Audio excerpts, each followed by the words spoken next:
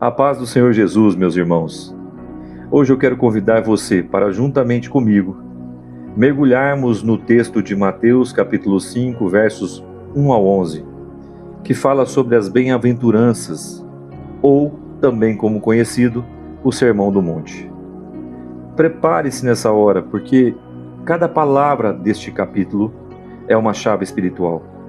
Cada versículo é uma porta para um novo mundo, para um novo estilo de vida, mas principalmente um estilo de vida baseado no reino.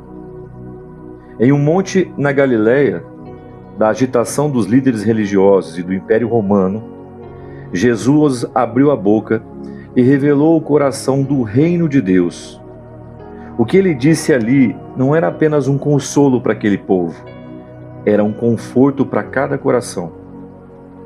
Não era só esperança para as pessoas que estavam ali, clamando por ouvir algo que viesse dos céus, mas era um chamado para uma rendição total.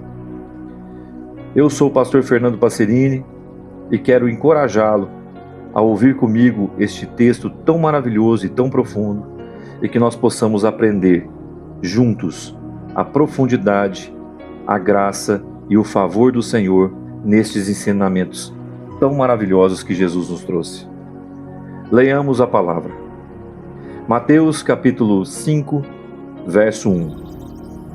Vendo as multidões, Jesus subiu ao monte e se assentou. Seus discípulos aproximaram-se dele e ele começou a ensiná-los, dizendo: Bem-aventurados os pobres em espírito, pois deles é o reino dos céus. Bem-aventurados os que choram, pois serão consolados. Bem-aventurados os humildes, pois eles receberão a terra por herança. Bem-aventurados os que têm fome e sede de justiça, pois serão saciados. Bem-aventurados os misericordiosos, pois obterão misericórdia. Bem-aventurados os puros de coração, pois esses verão a Deus. Bem-aventurados os pacificadores, pois serão chamados filhos de Deus. Bem-aventurados os perseguidos por causa da justiça, pois dele é o reino dos céus. Bem-aventurados serão vocês quando por minha causa os insultarem, os perseguirem e levantarem todo tipo de calúnia contra vocês. Amados irmãos, eu quero convidar você nessa hora para que nós possamos entender, passo a passo, versículo a versículo, o que este sermão tão maravilhoso quer nos ensinar. No verso 1, vendo Jesus as multidões, ele sobe ao monte, ele se assenta em meio aos seus discípulos e a todos que se aproximam dele. E eu quero que você entenda que o monte, neste lugar, trata-se exatamente de uma elevação espiritual, de uma separação do que é comum, de uma separação do mundo comum.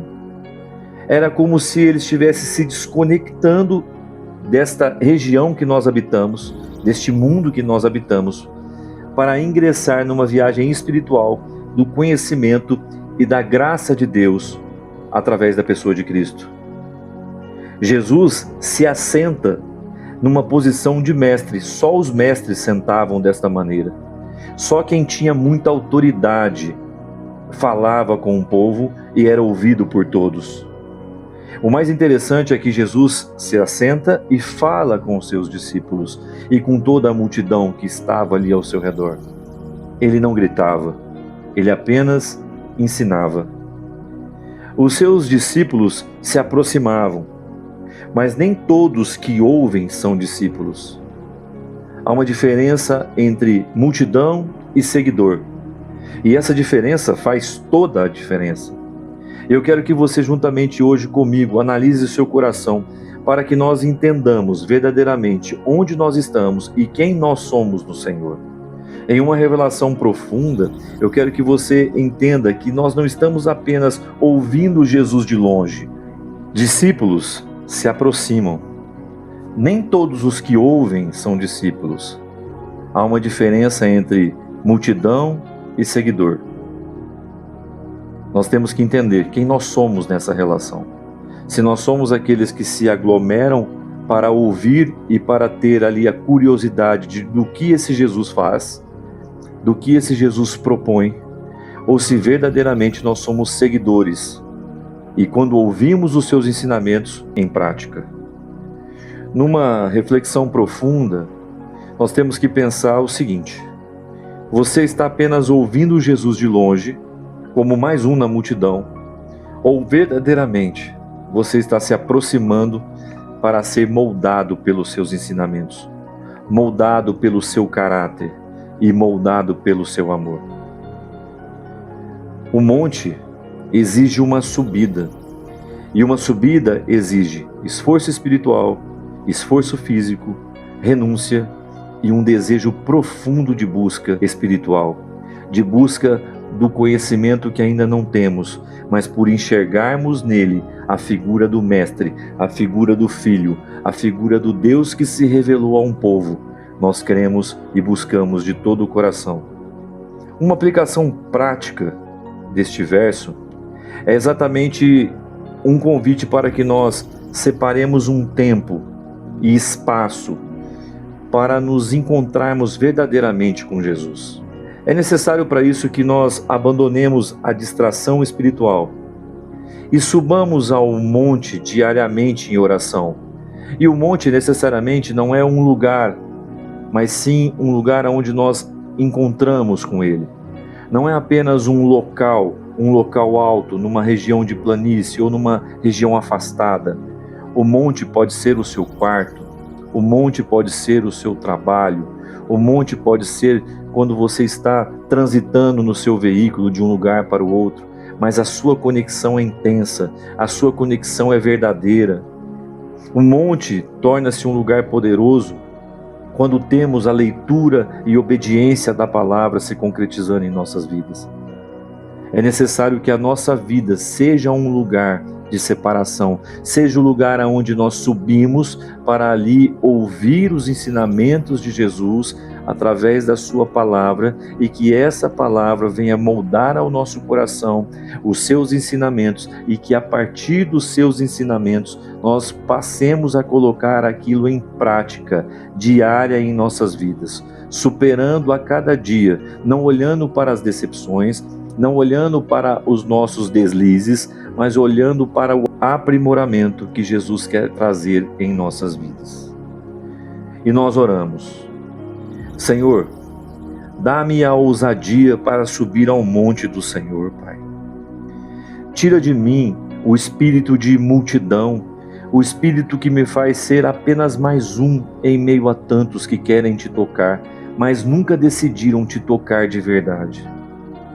Me torna, Senhor Deus, um verdadeiro discípulo e me ensina verdadeiramente a parar, sentar contigo, me desconectar do mundo e a ouvir com o meu coração aquilo que o Senhor tem a me ensinar. É o que eu peço ao Senhor Jesus nessa hora. Concretiza no meu coração os teus ensinamentos, para que nós cresçamos, Pai, dia a dia, e sejamos a cada dia a melhor versão do Senhor, para que através da melhor versão que o Senhor nos torna, nós possamos revelar o teu nome, o teu caráter ao mundo. É o que eu te peço nessa hora, em nome de Jesus. O verso 2 nos diz que ele começou a ensiná-los dizendo. A interpretação deste verso é poderoso porque Jesus não impõe, ele ensina. Jesus não estava ali tentando convencer ninguém a nada. Ele estava ali ensinando em amor, ensinando através da sua mansidão, ensinando através daquilo que fluía do reino sobre a sua vida, e a voz do reino, que é mansa, mas é profundamente poderosa, tocava aos corações dos ouvintes. E uma reflexão espiritual acerca disso: será que realmente nós estamos prontos para aprender, para pararmos, nos desconectarmos de verdade, subirmos ao monte, Queremos apenas ouvir o que agrada? A postura de ensino exige que o outro queira ser discipulado. E não depende de nós ficarmos insistindo para que as pessoas aceitem Jesus, para que as pessoas mudem as suas vidas. É necessário que o indivíduo queira participar dessa transformação. Não apenas ser abençoado através daquilo que Jesus tem, mas se tornar parte da bênção, recebendo aquilo que Jesus tem sobre a sua vida. A aplicação prática dessa palavra nos leva a buscar uma revelação, não apenas a informação daquilo que Jesus estava transmitindo, não apenas como ouvintes da palavra, mas sim quem pratica essa palavra.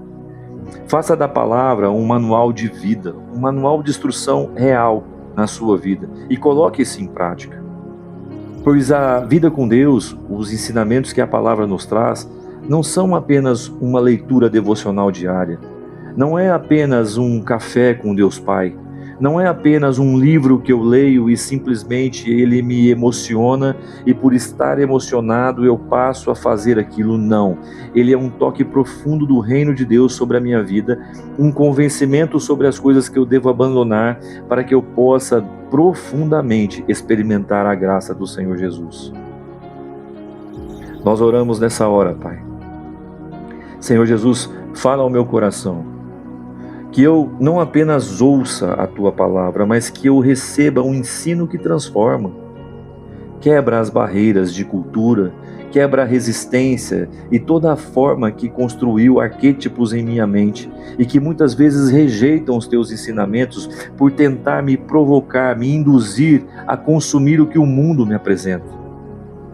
Forma em mim um espírito ensinável, Deus, para que eu possa aprender, para que eu possa experimentar os ensinamentos que vêm do Senhor.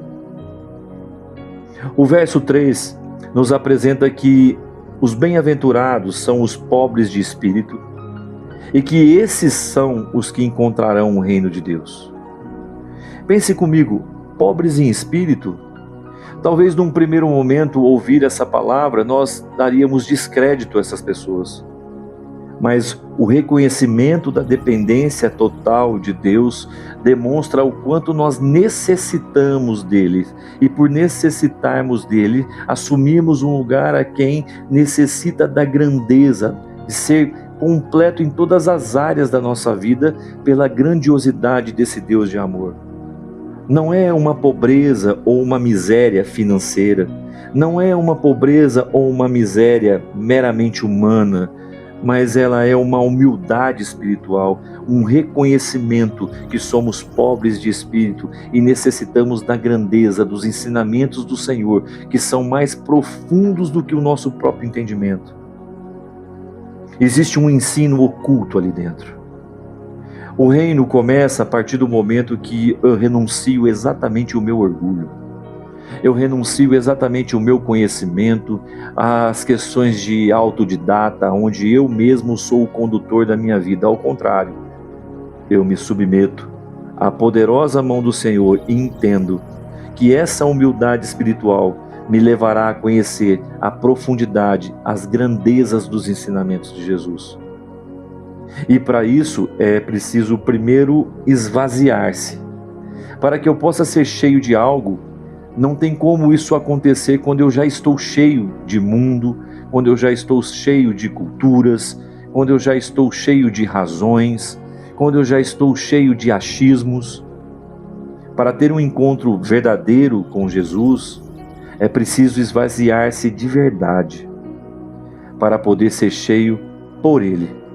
Você talvez ainda tenta controlar a sua vida, mas eu quero dizer para você que o reino não é conquistado com força, mas ele é conquistado com rendição. É no momento que nós somos fracos que nós nos tornamos fortes no Senhor. Confesse a sua limitação diante de Deus diariamente. Fale com Ele. Torne o seu relacionamento tão vívido, tão real, quanto as experiências que você tem de dia a dia, de sair da sua casa, de ir trabalhar, dos atos comuns que você pratica na sua vida. Torne a sua experiência, torne a sua relação com Deus tão orgânica quanto as outras coisas que você faz, tão automática quanto as outras coisas que você faz. Rejeite principalmente o espírito da autossuficiência, que é querer ter o controle, querer controlar todas as coisas e dizer para si mesmo que você consegue todas as coisas, ou então a sobrecarga da culpa por não conseguir realizar as coisas ou tarefas que você tem que realizar durante o dia. Quando você decide diariamente confessar ao Senhor a necessidade de se render a Ele, o reino de Deus cresce sobre a tua vida. Eu oro nessa hora e eu reconheço que, Pai, eu sou pobre de espírito, e sem Ti eu nada sou, absolutamente nada sou. Mas eu clamo nessa hora que venha o Teu reino sobre mim, que o Teu reino se manifeste poderosamente sobre a minha vida, que eu diminua verdadeiramente, que todos os aspectos aos quais eu construí, ou a minha própria consciência, através do meu estilo de vida, através dos aprimoramentos que eu tive em família, dos ensinamentos que eu recebi, das tradições que eu recebi, que realmente eu diminua, e que o Senhor, os Teus ensinamentos, a Tua presença cresça em mim. Eu te agradeço, pois creio, Senhor, que a partir desta oração e deste momento, o Senhor começa já a conectar com o meu coração e trazer o Teu reino sobre a minha mente e fluir sobre a minha mente os pensamentos do Senhor. É o que eu oro, Pai, em nome de Jesus. O versículo 4 diz que os bem-aventurados são os que choram, pois esses serão consolados. É importante entender que aqui, chorar fala-se de arrependimento, de lamento do pecado. Fala realmente de quem enxerga as suas atitudes e as reprova diante daquilo que agora enxerga através das lentes de Jesus. Ela também fala de dores da vida. Ela traz sobre nós o consolo, a promessa do consolo, pois aqueles que choram serão consolados.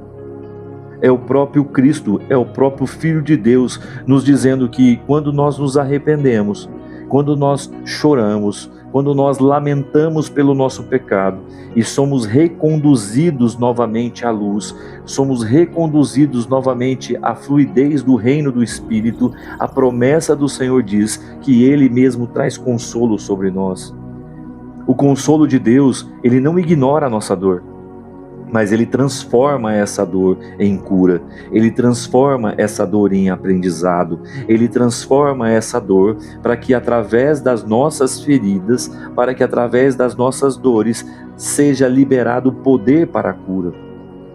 O quebrantamento, que é o lugar aonde Ele nos chama, Ele nos convoca para que nós sejamos transformados por Ele, pois é um dos seus chamados no Salmos 51, verso 17, que diz que aqueles que têm um coração quebrantado e contrito, esses encontrarão o Senhor, que Ele não quer sacrifício que nós façamos a Ele, mas o sacrifício é ter um coração quebrantado e obediente. É exatamente isso que Ele está dizendo nesse versículo, que o arrependimento nos leva ao lugar de experiência com Deus, ao lugar de consolo, ao lugar da presença, ao lugar de dependência do Senhor. O quebrantamento, sem dúvida, é o caminho para a cura. E eu pergunto a você, o que você tem chorado?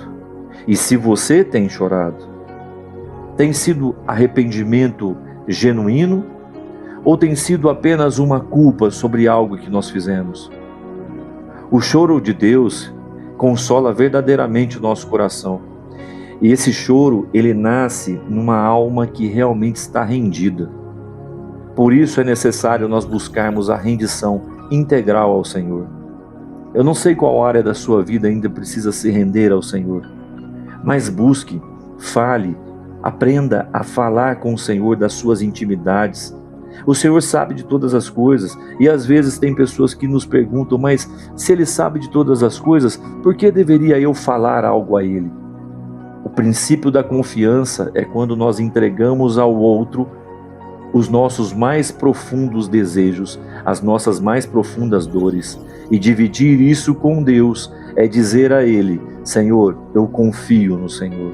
Confio de tal maneira no Senhor que expor as fraquezas, expor as dores que machucam a minha alma ao Senhor é a confiança daquilo que eu sei que o Senhor faz como ninguém. O Senhor me cura. O Senhor é a própria cura manifesta.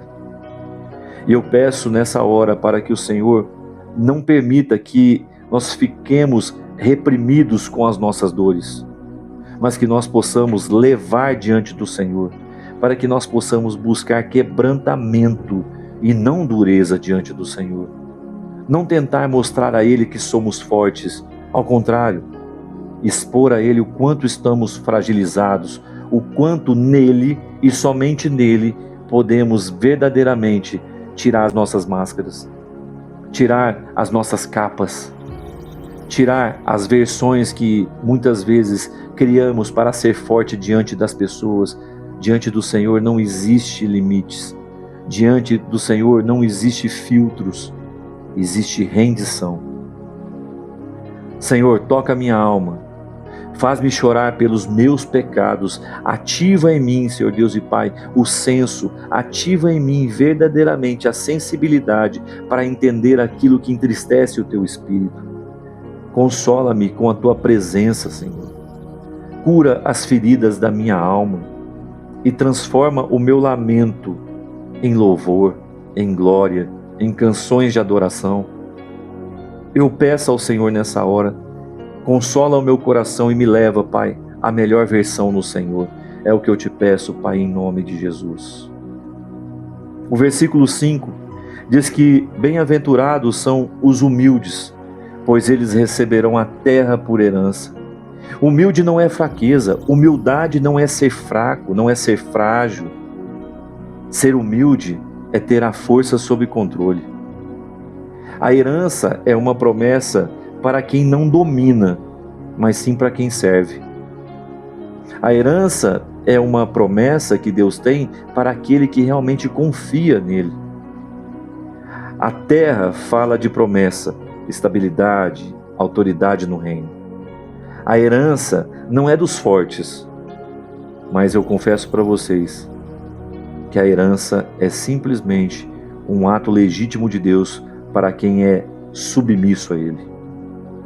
Quando Deus diz exatamente isso, que os humildes receberão essa terra por herança, Ele nos diz com muita clareza que aquele que for humilde e tiver as suas forças sob controle, e reconhecer o Senhor em todos os seus caminhos, e não querer dominar as coisas, mas servir ao Senhor, crendo que Ele é quem controla e tem acesso a toda a nossa vida, esses receberão este lugar espiritual, este lugar de confiança por herança. Eu digo a vocês, porque nós temos que parar e pensar. Você quer conquistar? E conquistar está ligado apenas às coisas materiais? Ou você quer herdar? Herdar diz respeito a coisas que nós não conseguimos alcançar, a coisas que são maiores do que nós, a coisas que alguém comprou primeiro para que nós pudéssemos herdar isso. E o reino de Deus é assim. Nós herdamos esse reino pela glória e pela graça e pelo sacrifício que Jesus fez. E quando eu assumo isso, eu me torno com Ele.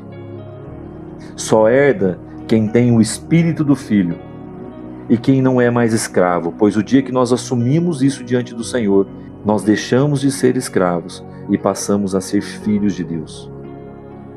Pratique a humildade em casa, pratique a humildade com as pessoas que estão ao teu lado no teu dia a dia. Não seja tão duro, nem com você e nem com os demais. Pratique o perdão, libere o perdão.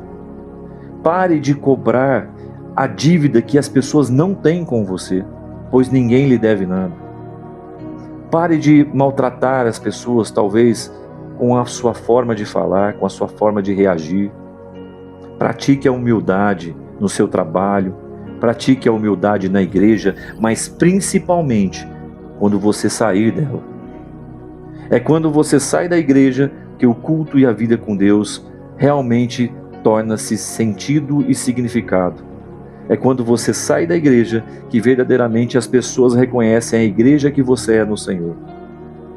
Rejeite, meu irmão e minha irmã, todo orgulho, e toda a necessidade de ter controle sobre as coisas. Eu não digo para você ser passivo, mas eu digo para que você seja fiel, para que você seja confiante ao Senhor. Nós oramos nessa hora. Deus, ensina a cada um de nós a termos a humildade de Cristo. Que eu não lute por uma posição, que eu não lute por um lugar de destaque apenas, mas que eu herde por submissão aquilo que o Senhor tem como promessa para a minha vida. Que a minha força esteja, Pai, em te obedecer, principalmente em te obedecer. Este é o maior chamado para as nossas vidas, sermos obedientes e gratos ao Senhor. É o que eu te peço, Pai, e oro nessa hora em nome de Jesus. O versículo 6 diz que bem-aventurados os que têm fome e sede de justiça, pois estes serão satisfeitos. Fome e sede são impulsos básicos que nós temos e eles, na maior parte das vezes, são incontroláveis. Jesus fala de um desejo profundo, de um desejo contínuo pela justiça de Deus. A justiça, aqui, quando diz que nós somos bem-aventurados, pois nós temos sede e fome de justiça, diz que é exatamente a retidão diante de Deus. É também o desejo de ver o mundo alinhado com os valores de Deus, com os valores do reino, não apenas a minha vida, as minhas ambições ou os meus problemas, mas que todo aquilo que está ao meu redor, que todo este mundo renda-se a Deus. É amar a justiça de Deus sobre todas as coisas, amar a justiça de Deus sobre todas as vidas. É não ser um emissor de juízo, mas sim um redentor da graça de Deus, e crendo que tudo aquilo que Ele nos traz como obediência, valores e como uma cultura de um mundo, de um reino celestial, é real e é constante e é fisicamente revelado em nossas vidas. A palavra diz que fome e sede são sinais de vida espiritual. A alma viva, ela tem um apetite e um desejo e uma necessidade por Deus. Por isso, muitas vezes nós temos o desejo de orar, mas não sabemos como, porque estamos muitas vezes vinculados aos resultados das nossas orações. E esquecemos que é a permanência em oração, que é a constância em oração, que realmente faz com que o mundo espiritual reaja às nossas orações e construa em nós e nas nossas vidas o verdadeiro milagre diante dos nossos olhos, quando estamos fitados olhando para Jesus, crendo e esperando confiadamente nele. Seremos satisfeitos porque nós sabemos que Deus nunca nega uma revelação, nunca nega uma presença de transformação. E a revelação que eu digo aqui não é apenas uma revelação de um fato, uma revelação de uma situação futura, é a revelação do seu próprio espírito, da sua própria presença, é a revelação de quem realmente Ele é. A quem você tem buscado com sinceridade? A quem você tem entregue o domínio e o controle da sua vida? Qual é a sua fome? Do que a sua fome realmente necessita? Do que a sua alma tem sede? Muitos buscam sucesso, bênçãos ou até mesmo reconhecimento dentro ou fora da igreja, mas ignoram o desejo pela justiça de Deus. Avalie as suas prioridades espirituais. Busque a palavra como um pão e uma oração diária, como a água que nosso corpo necessita. Posicione-se por uma justiça no lar, no trabalho, na sociedade, mas não uma justiça própria, mas a justiça que vem de Deus. Senhor, nos dê nessa hora, Pai, a fome e a sede pela Tua justiça. Que eu não me contente com aquilo que é superficial apenas, mas que profundamente eu deseje Te conhecer, Pai. Que profundamente eu deseje experimentar o Senhor em minha vida, ouvir a Tua voz em minha vida. Sacia-me com a Tua verdade, Pai. É o que eu Te peço em nome de Jesus. O verso 7 diz que bem-aventurados são os misericordiosos, pois eles obterão misericórdia. Misericórdia é mais do que compaixão, ela é explicitamente uma ação prática em favor do outro. mesmo quando ele não merece. E isso foi o que Jesus fez com cada um de nós. Mesmo nós não merecemos, mesmo nós não estando em condição de receber graça, ele vem e se oferta como um sacrifício vivo pelas nossas vidas. Deus age com misericórdia com quem manifesta misericórdia. Deus age com graça com quem manifesta graça e favor, porque o enxerga em todas as coisas. A lei espiritual do reino é assim. Quer receber misericórdia? Manifeste misericórdia. E você vai experimentar no seu dia a manifestação da misericórdia de Deus. Mas tem algo importante que devemos lembrar. Quem se recusa a perdoar, a ajudar, a amar, fecha a porta do favor de Deus sobre a sua própria vida. A misericórdia, ela flui de um coração que reconhece o quanto já foi perdoado. A misericórdia, ela flui de um coração que reconhece o que, mesmo não merecendo, nós recebemos. E a pergunta que eu te faço é essa: você exige justiça dos outros e misericórdia para si mesmo? A sua maneira de tratar o próximo é uma semente que você mesmo colherá? Liberte o perdão. Libere o perdão. Pratique a generosidade. Não por um ato de constante barganha com Deus, mas um ato de generosidade, um ato de graça, de doação, de amor. Envolva-se com os necessitados, com a viúva, com o órfão, assim como a palavra diz, para que nós visitemos essas pessoas, mas também envolva-se com as pessoas que estão ao teu redor, com as pessoas que talvez nem sequer nós tivemos tempo para ter empatia com a dor, com a dificuldade, com a história que cada um carrega. Não espere sentir algo para agir, haja com misericórdia. Haja até que esse sentimento venha e torne-se um só com você. Eu oro nessa hora e peço: Pai, misericordioso como o Senhor é, tira de mim e do meu coração tudo aquilo que é duro, tudo aquilo que é crítico, tudo aquilo que é indiferente. Ensina-me a perdoar, a restaurar e a estender a Tua graça aos outros, meu Pai. É o que eu te peço em nome de Jesus. O verso 8 diz que bem-aventurados são os puros de coração, pois esses verão a Deus. Pureza de coração é integridade, é sinceridade, é um foco total em Deus. Ver a Deus aqui nesse versículo implica profundamente entender que a intimidade é a maior revelação de Deus, pois é através da intimidade que o Senhor fala aos nossos corações, o Senhor fala aos nossos sentidos. É uma comunhão direta com Deus. O mundo vê aquilo que é carnal. O puro vê aquilo que os olhos espirituais mostram. Não tem como eu dizer que sou espiritual se ainda ando pela carne. Mas se eu tento purificar, se eu apresento ao Senhor os meus sentidos e peço para que Ele purifique os meus sentidos, eu começarei a desfrutar dos lugares espirituais, pois o Senhor tem prazer em nos mostrar isso.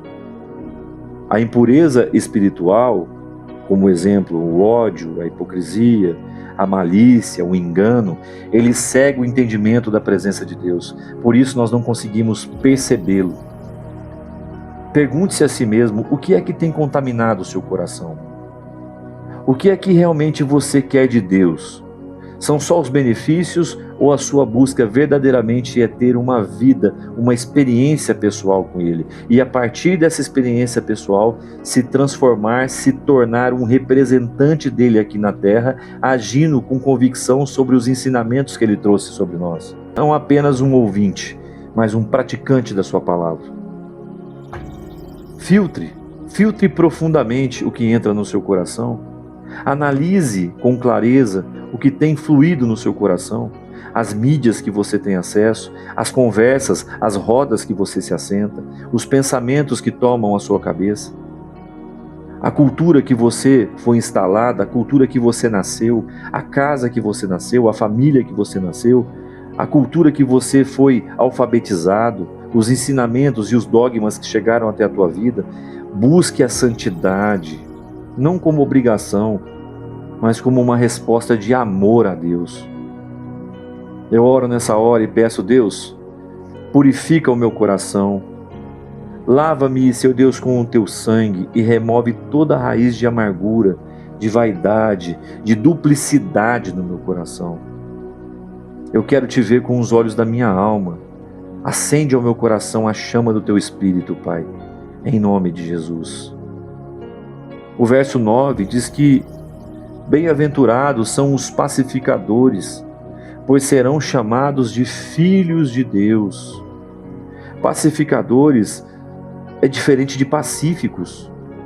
Pacificadores são pessoas que agem para construir a paz, para curar conflitos, para promover a reconciliação, para buscar a mesa, para buscar a ceia.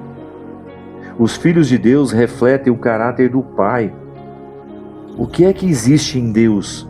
A pura expressão do amor, da graça e da paz.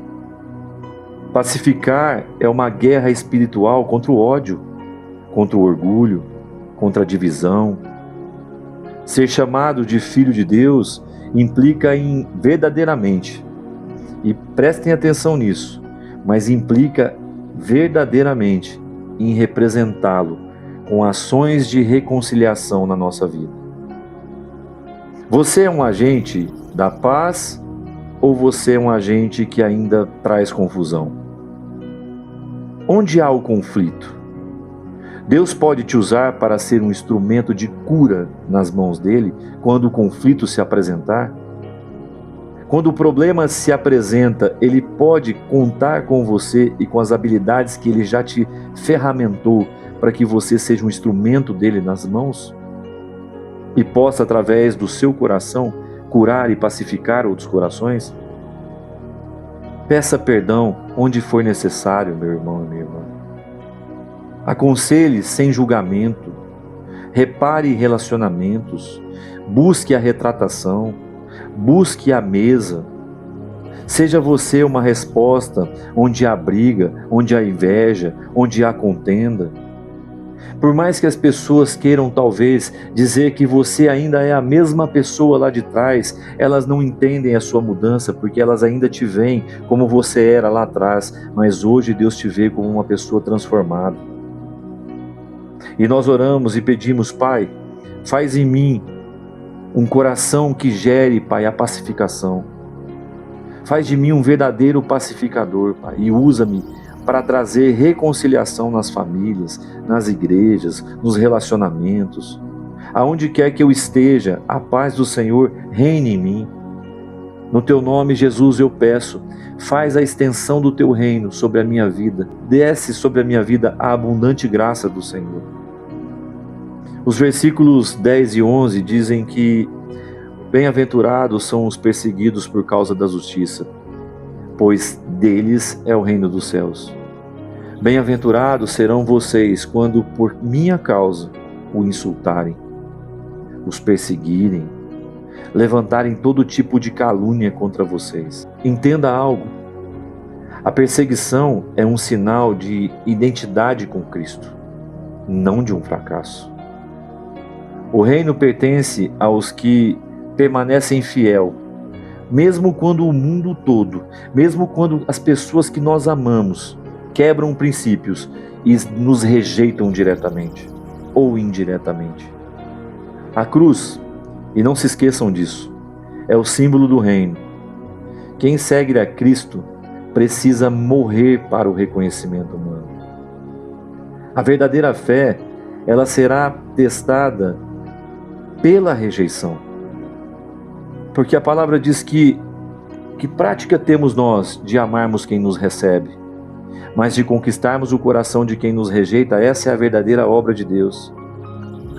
Você está disposto verdadeiramente a ser rejeitado por amor de Cristo? Pelo nome de Jesus? Seu compromisso com a verdade está acima do seu desejo de aceitação? Do seu desejo de ser reconhecido pelas pessoas? Socialmente, dentro da sua família? Enfrente a oposição com fé. Não negue a sua identidade espiritual para agradar ao mundo, não faça isso. Antes se esconda no Senhor, ore pelos seus perseguidores. Mantenha-se sempre firme, com seu coração íntegro, firme e puro. E nós oramos: Deus, fortalece-me para que na perseguição, Pai, que eu nunca negue o Teu nome, eu nunca negue a Tua verdade, por medo de rejeição. Sustenta-me quando eu for caluniado e dá-me graça para que eu possa perseverar, Pai. Independente da situação, que o meu coração sempre esteja escondido no Senhor. É o que eu te peço, Pai, em nome de Jesus. Eu quero contextualizar com você algo que o Salmo 1 diz, que se remete totalmente ao Sermão do Monte. O Salmo 1 diz que o homem que não se assenta no conselho dos ímpios, e nem se detém no caminho dos pecadores, e nem se assenta na roda dos escarnecedores, mas antes o seu prazer está na lei do Senhor. Ele entendeu o que Jesus no monte estava ensinando, o que Jesus no monte estava descrevendo sobre esse homem abençoado em detalhes, pois ele diz que, por mais que ele é pobre em espírito, como quem rejeita o conselho dos soberbos, que ele chora, mas não se diverte com o pecado, que ele é humilde, mas ele não se exalta, que ele tem fome e sede de justiça, como quem medita na palavra de dia e de noite, que ele é misericordioso, que ele planta sementes de bondade, que ele é puro de coração, como uma árvore plantada junto à ribeira, que ele é pacificador, como um ramo de oliveira em terra seca, que ele, por mais que seja perseguido, ele permanece frutífero. Assim como o homem do Salmo 1, o discípulo do Sermão do Monte, ele não diz que nós não seremos rejeitados, mas ele diz que nós não seremos abalados. Ele é como uma árvore frutífera e ele dá seu fruto no tempo certo. Eu concluo e oro contigo nessa hora. Senhor Todo-Poderoso, que Tu, Senhor Deus, neste momento, que fala ao monte e que o Senhor traz esse ensinamento aos nossos corações, que hoje, Pai, no Teu Espírito que está dentro de nós, cada um de nós venha conhecer as bem-aventuranças, que é uma semente plantada em nosso espírito, que elas cresçam, floresçam e deem fruto no tempo oportuno. Desfaz agora toda mentira que aprisiona a mente do Teu povo. Liberta o coração do orgulho, da frieza, da incredulidade e enche cada vida com a fome pela Tua justiça, pela pureza do Teu coração, de poder suportar a perseguição em Teu nome. Restaura as famílias, os ministérios, os sonhos adormecidos, que o estilo de vida do reino se manifeste em cada lar, cada igreja e cada ambiente onde essa palavra estiver chegando. Nós declaramos: somos bem-aventurados, somos discípulos, não somos multidão apenas. Somos o sal da terra, somos a luz do mundo. Em nome do Pai, do Filho e do Espírito Santo, eu abençoo a tua vida. Que no nome de Jesus, receba essa palavra e que você cresça cada dia no Senhor. Mais uma vez, eu entrego este verso, este ensinamento, esse simples ensinamento, como uma dedicação ao Senhor, para que pessoas, aonde quer que ouçam essas palavras, aprendam, cresçam e se dediquem no crescimento e no aprendizado com o Senhor. Eu sou o pastor Fernando Passerini e agradeço por esse tempo de qualidade com você. Creio que Deus fará muito em sua vida. E até a próxima, em nome de Jesus.